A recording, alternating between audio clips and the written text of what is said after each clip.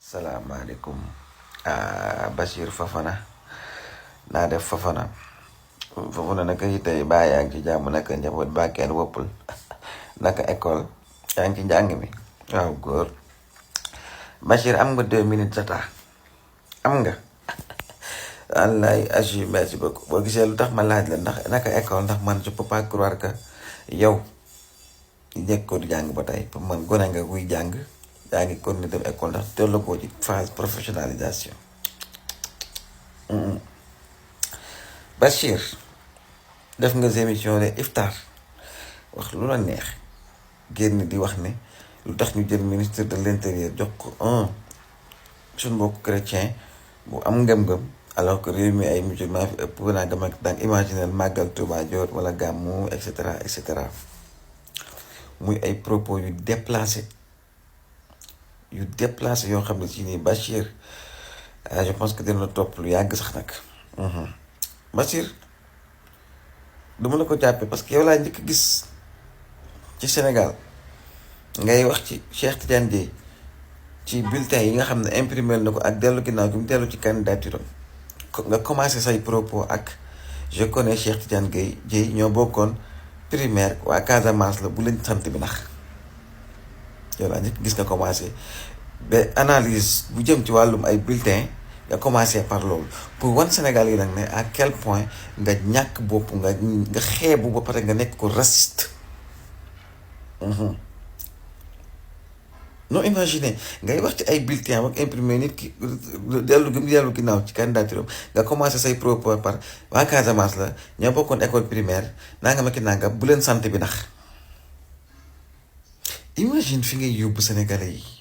Bachir di nga li nga def nii ci la ñun ñu bëri maanaam télé bi nga nekkoon doon ko waxee ak li nga doon wax émission yooyu nga nekk def ak analyse yi ngay def man ci laay doog a comprendre professionnalisme ku mel ne Serigne Saliou Gueye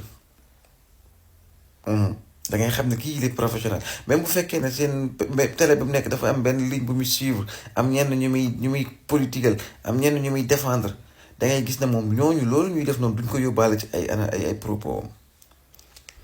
mais nag yow li la gën a embarqué li tax nga ñàkk dëgg de professionnalisme mooy da nga tombé dans le pied nag télé boo xam ne ci loolu li ngay wax dafa neex a waxee foofu parce que gis nañ seen volonté pour saboter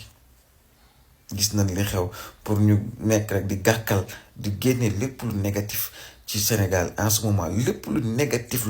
rek la ñuy génne di prôner la médiocrité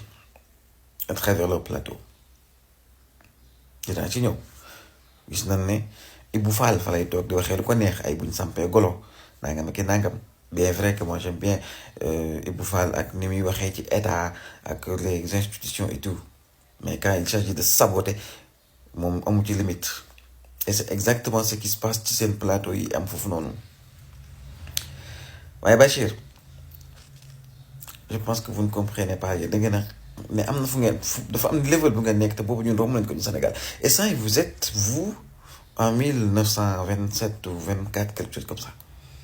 alors que ñun on est là et on incarne 2045 ou 2060 bokkatuñu level li xewoon xewi na li ngeen jàppoon seen bopp yi loolu ce n'est plus on est dans une phase boo xam ne si liggéey lañ gëm on est plus dans parloo kii fii la bokk nangam ak nangam kii Pastef la bokk kii parti bi la bokk kii diine bi la bokk nekkatuñ foofu te boo leen xoolee ni ñu sampee gouvernement ngeen xam ne vraiment jóge nañ ci stade boobu waaye nag yenn saa yi nga ñàkk xel yenn saa yi nga petit dans la tête yenn saa yi nga médiocre ba doo mën a analyser sax ce qui se passe vraiment ce qui se passe réellement doo ko mën a comprendre li ma lay sant Bachir mooy nga dem jàngiwaat nga ji ma def sa bopp professionnel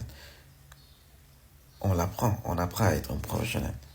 vas-y quitte les plateaux nga demaat jàngiwaat pour être un professionnel doo ko ñëwaat ci chronique yi